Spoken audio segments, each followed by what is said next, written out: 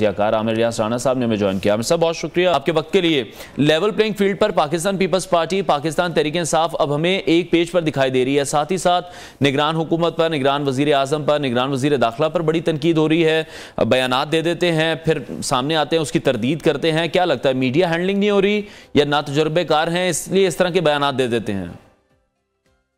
देखिए, जिनके बयानात आ रहे हैं वो वजीर आजम है और वजीर दाखिला हैं, दोनों सियासतदान हैं, दोनों बलूचिस्तान से हैं जी, और बात समझते हैं। लेकिन मजबूरी सियासतदान की ये होती है कि उसे शौक होता है लाइमलाइट में आने का, और हमारे वजीर आजम को बहुत ज्यादा इस मामले में तनकीद का निशाना बनना पड़ रहा है, क्योंकि वो मुख्तलिफ इंटरव्यूज उस तरीके से दे रहे हैं जिस तरीके से ये ख्वाहिश होती है कि एक मुंतखब वजीर आजम दुनिया में विजिट पे है और वो इस तरह की बातें और इंटरव्यूज कर रहे हैं, जो कि उनके मैंडेट से इसलिए तजावुज कर रहा है कि वो पॉलिसी इश्यूज पे बात कर देते हैं। और वजारत इत्तलात, जो वजीर इत्तलात सहाफ़ी भी हैं, मुर्तज़ा सोलंकी साहब अच्छे आदमी हैं, उनकी बजाय ये लोग बातें करते हैं तो वो वजारत इत्तलात सिर्फ वजाहत पे लगी हुई है। और यही मसला निगरान हुकूमत को आ रहा है। देखें, नासिरुल मुल्क साहब के पास तो 60 दिन थे, जो पिछली दफा निगरान वजीर आजम थे, वो मीडिया पे कहीं नहीं आते थे। वो बस सिर्फ ये कि भाई चूंकि मुझे इलेक्शन कमीशन के साथ ताउन करना है, शफाफ इलेक्शन के लिए काम करना, तो वो खामोशी से बैठे रहे। अब ये लॉन्ग टर्म भी है, थोड़े से 90 दिन की कहानी भी नहीं है, उससे ज्यादा की हो चुकी है, अब समझे आप। तो वो जाते हैं जहां पे, और पाकिस्तान के अंदर भी बहुत ज्यादा मीडिया में आ रहे हैं, क्योंकि वो पहले भी टॉक शोज वगैरह में जाते थे, निगरान वजीर आजम।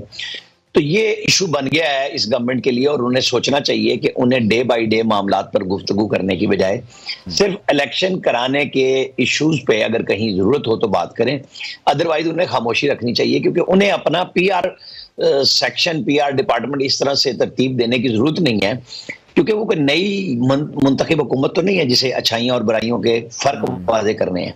स्टार्ट में एक मीडिया टॉक कर ली थी, काफी था कि जी सब ने अपनी अपनी जगह पे कुछ ना कुछ गलत किया हुआ है और उन्होंने बता दिया, बस काफी था।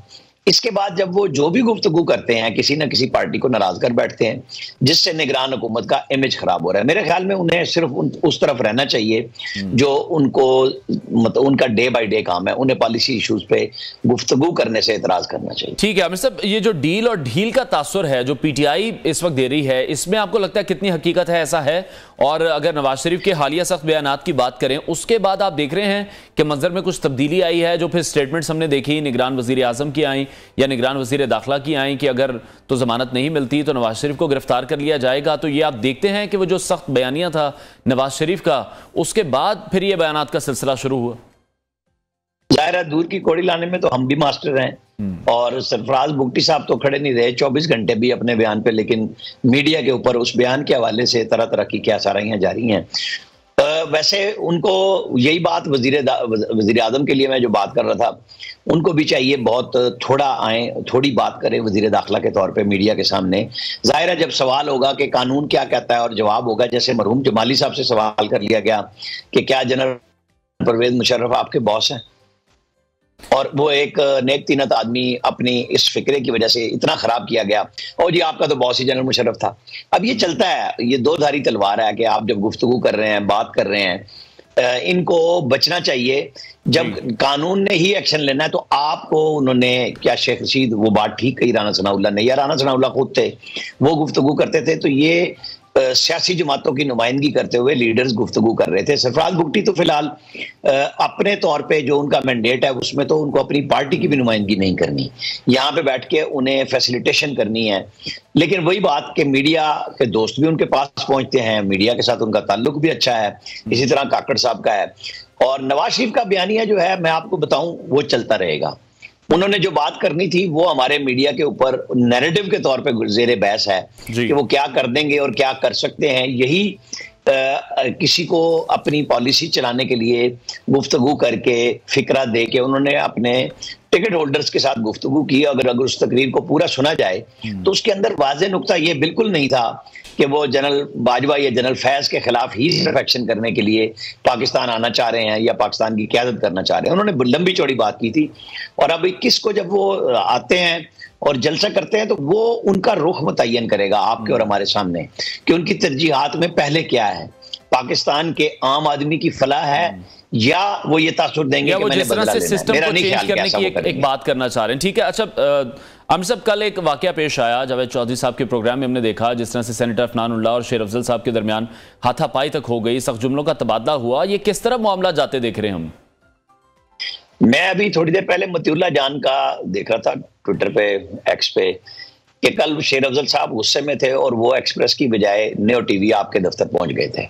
तो वो टेंशन में तो थे, जाहिर है उन पार्टी के जो स्पोक्समैन नए बनाए गए हैं, शोएब शाहीन साहब उनके साथ लग रही है।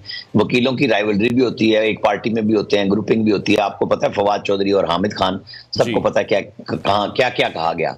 तो वो गुस्से के आलम में जब प्रोग्राम में गए हैं और जो गुफ्तगू हुई है, मैं चूंकि वो हमारे ऑफिस का एक्सप्रेस का वाकया, मैं उस पर कोई बात अभी करना नहीं चाह रहा कि चीजें आ जाएं। बहरहाल ये अफसोसनाक वाकया था। ये किसी भी सियासतदान, किसी भी जर्नलिस्ट, किसी भी लीडर, जहां पे भी जो लोग बैठे हों, मुहज़्ज़ब अंदाज के अलावा कोई गुफ्तगू नहीं होनी चाहिए। जब आप गुफ्तगू में वो जिस भी फ्रीक की तरफ से पहल हो या बाद में हो, एक बंदे को एतराज कर लेना चाहिए कि अगर एक कर रहे हैं गुफ्तगू और वो रिकॉर्डिंग हो रही है तो उसको रिकॉर्डिंग को भी देख लेना चाहिए।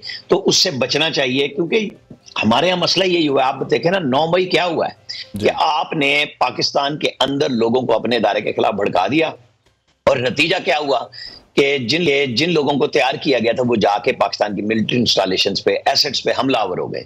ये है वो नतीजा जो हम अपने वो बतौर पार्टी पीटीआई भुगत रही है।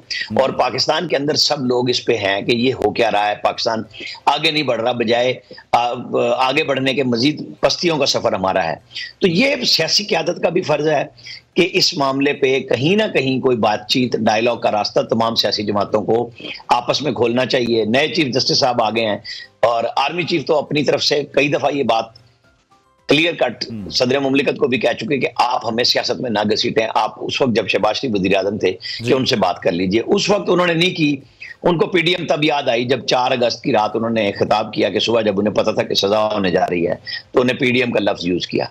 अब भी वक्त यही है कि तमाम सियासी जमातों को, अगर कोई और नहीं आ रहा, आपस में राब्तों के साथ मीडिया भी कोशिश करे, वकला की बॉडीज भी कर सकती हैं, अदलिया कर सकती है कि बिठा के ज़ाब्ता अखलाक बना लें। वो ज़ाब्ता अखलाक पाकिस्तान की इक़्तिसादी तरक्की का भी बनना चाहिए, वो माशी तरक्की और सियासत, इसके लिए सियासत के लिए सब चीज़ों में हो कि हमें क्या अहदाफ करने हैं, किन की तरफ नहीं जाना।